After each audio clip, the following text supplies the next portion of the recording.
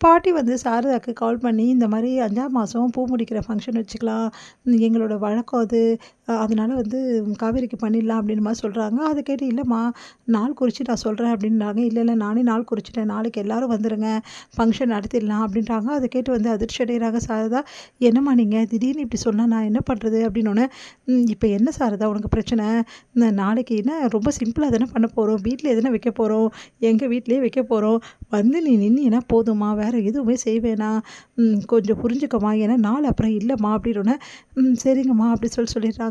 என்னடி இவங்க திடீர்னு வைக்கிறோன்னா எப்படி முன்னாடியே சொல்லணும்ல. நம்மளும் ஏதாவது எடுத்துட்டு போணும்ல. வெறும் கைய வீசிட்டு எப்படி போறது? அப்படின்னு சாரதா வந்து சொல்லிட்டுருக்காங்க. அது என்ன கேட்டுருக்காங்க வந்து, அவங்க பணக்கார திமிர அவங்க காட்டுறாங்க. ஏங்கங்க இப்படி வெடுக்குன்னு பேசுற? அதெல்லாம் அந்த அம்மா அப்படிலாம் பேசவே பேசல. முன்னாடியாவது அந்த அம்மா ஒரு மாதிரி பேசும்.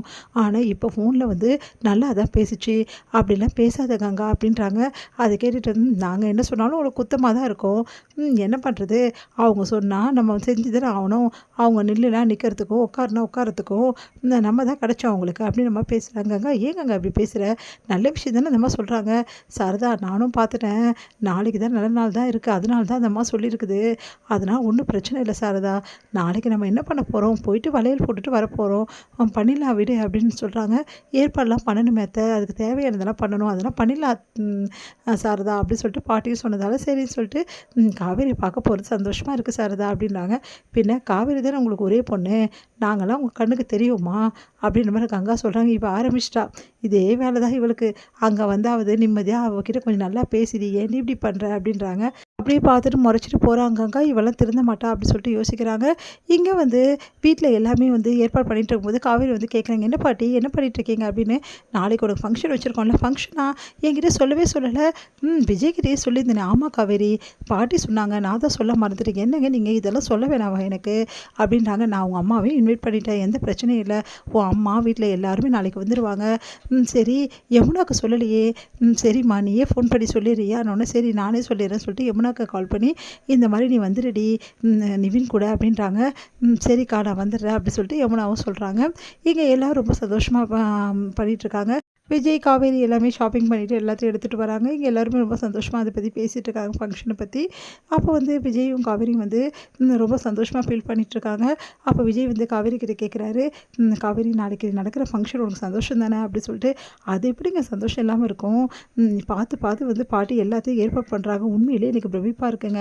அவங்களுக்கு எனக்கு சுத்தமாக பிடிக்காதுன்னு நினச்சேன். ஆனால் இந்த அளவு அவங்க ஏற்பாடு பண்ணுவாங்கன்னு நான் நினச்சி கூட பார்க்கல அப்படின்னோடனே, இங்கே பாரு என் பாட்டி உண்மையிலேயே தங்கமானவங்க.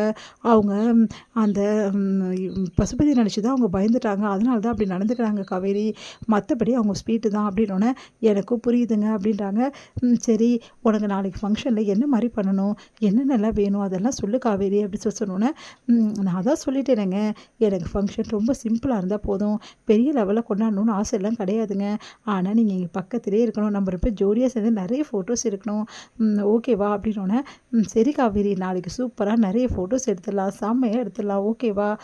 ஓகேங்க அப்படின்றாங்க. சரி காவேரி அதெல்லாம் இருக்கட்டும். இந்த புடவை உனக்கு கரெக்டாக மேட்சிங்காக இருக்குது பார்த்தல. இங்கே பார்த்தியா புடவை கலரில் கரெக்டாக வந்து எனக்கும் ட்ரெஸ் வந்து வேட்டி ஷர்ட் எடுத்திருக்கோம். இதுவும் சூப்பரில் அப்படின்னோன்னு. ஆமாங்க இந்த வேஷ்டி ஷர்ட்லேயும் நீங்கள் ரொம்ப அழகாக இருப்பீங்க. நீங்களும் தான் இந்த புடவையில் அழகாக இருப்ப. சரி புடவை கட்டி விடணுமா இல்லை நானே கட்டி விடவா? உனக்கு கட்ட முடியுமா அப்படின்னோடனே, அதெல்லாம் நாங்கள் கட்டிக்கிறோம். உனக்கு ஞாபகம் இருக்கா கல்யாணம் புதுசில் நான் எப்படி உனக்கு புடவை கட்டி விட்டேன்? அதே மாதிரி இப்போவும் புடவை கட்டி விடுறேன்டி அப்படின்றாரு. ஆசை தாங்க உங்களுக்கு அப்படி சொல்கிறாங்க. என் பொண்டாட்டி மேலே எனக்கு ஆசை இருக்கக்கூடாதா அப்படி சொல்லிட்டு ஹக் பண்ணுறாரு. அப்படியே தனியாக மறக்கிறாங்க காவேரி. 2 பேருமே வந்து அப்படியே வந்து உட்காந்துடுறாங்க. பின்னாடியிலேருந்து வந்து அப்படியே வந்து ஹக் பண்ணிவிட்டு பழைய நினைவுகள் எல்லாம் அந்த ரூமில் இருக்கிற நினைவுகள் எல்லாமே நினச்சி பார்க்குறாங்க 2 பேரும். இந்த ரூமில் நம்ம எப்படிலாம் சந்தோஷமாக இருந்தோம்லங்க. உங்களுக்கு ஞாபகம் இருக்கா அப்படின்றாங்க. ஆமாம் காவேரி எனக்கு நிறைய ஞாபகம் இருக்குது அப்படின்னு சொல்லிட்டு கண்ணை மூடிக்கிட்டே விஜய் வந்து அப்படியே ஹக் பண்ணிவிட்டு தன்னையும் மறக்கிறாரு. காவேரியும் தன்னையும் மறக்கிறாங்க. 2 பேரும் பழைய நினைவுகளை எல்லாமே நினச்சி பார்த்துட்ருக்காங்க. இந்த மாதிரி அந்த ரூமுக்கு முதல்ல வந்தது, அங்கே இருந்தது, பேசுனது எல்லாத்தையும் நினச்சி பார்க்குறாங்க. இப்போ நமக்குள்ளே ஒரு உயிர் வந்துடுச்சு. இப்போ 2 பேராக இந்த ரூமில் இருப்போம். இப்போ நம்ம 3 பேராக ஆகிட்டோம் அப்படி சொல்லிட்டு அப்படியே ஹக் பண்ணிக்கிறாங்க 2 பேரும்.